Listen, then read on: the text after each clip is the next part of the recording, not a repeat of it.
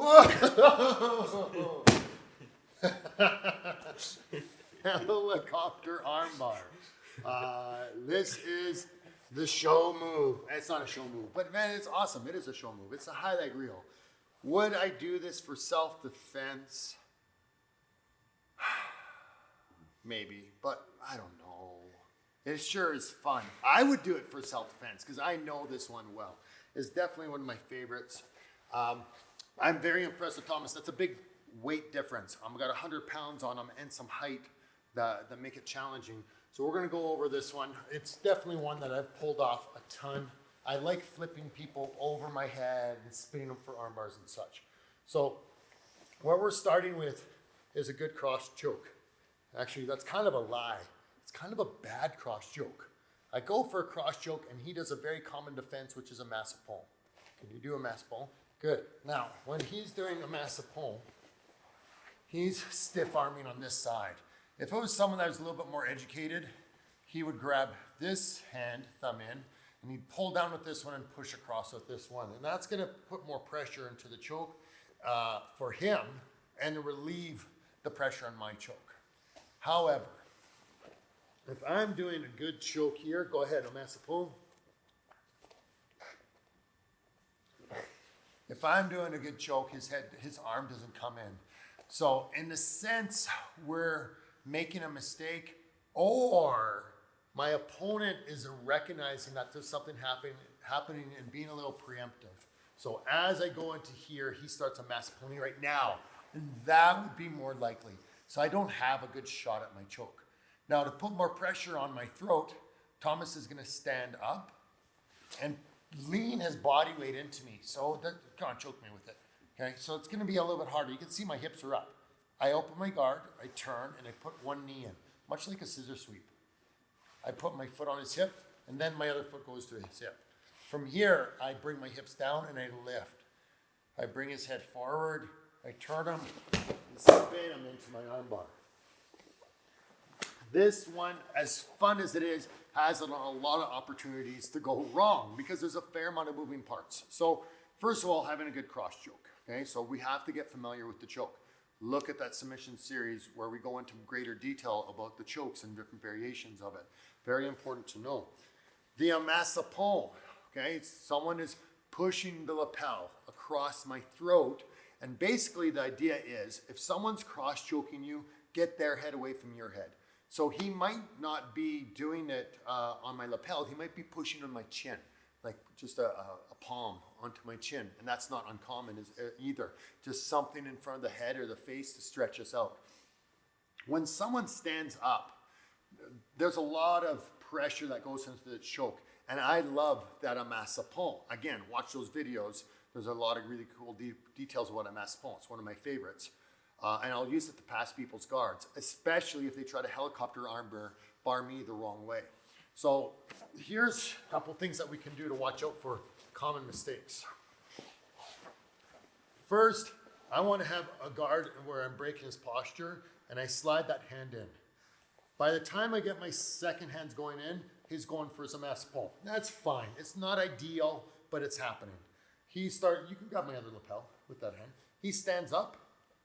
Go ahead and pressure into that choke. Good. Don't lean too much. See how you're falling? You got to stand up with your feet a little bit closer to me. Yes, there. So a lot of people, I'm going to relax the choke.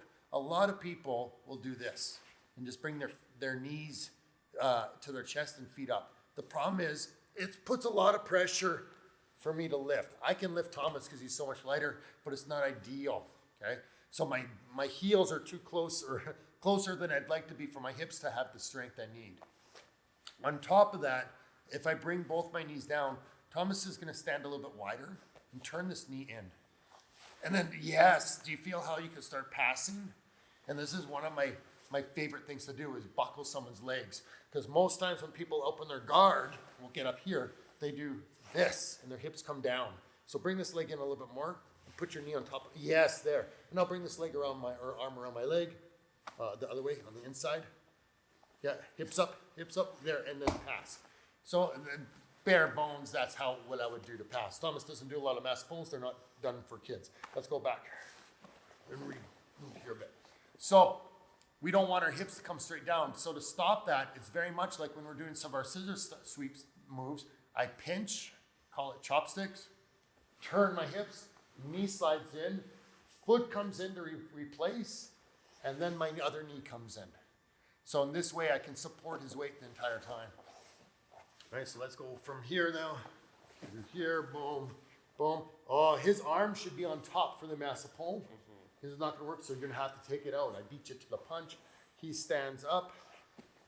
See if you can get that other hand on my lapel too. Good. Shin comes in, knee comes in, foot comes in, lift. Okay? So the next thing that we need to do is have some stability and balance and practice here. Now, to be fair, I'm a big, strong guy and a black belt. I can do this almost all day. We do a lot of little drills with moving your partner around. There you go. And I got big feet, so that helps. Okay, so being able to hold someone here and have stability is important, and work on your core from going side to side, front to back. Now we're going to turn a little bit so you can see what happens here. This is what most people will do. Okay, so you see how Thomas landed on his feet? It's because his weight is so far back. It's almost so far back that I want to sit up. Okay, so what I need to be looking at his throat. I want to have his head above my head. Then I'm going to turn him. I take out my left leg and he'll roll between my feet. Okay, so one more time. Let's just skip to the second part. You're up. Up, up, up. Okay, so I have him up, bring him forward, turn, leg comes out, and now I sit up to connect to the arm bar and then drop back.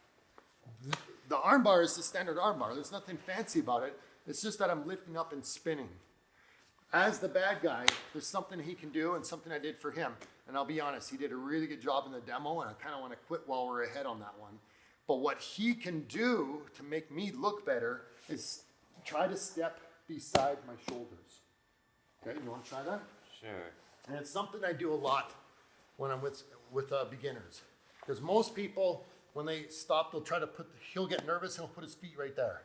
So then it's like a really weird arm bar.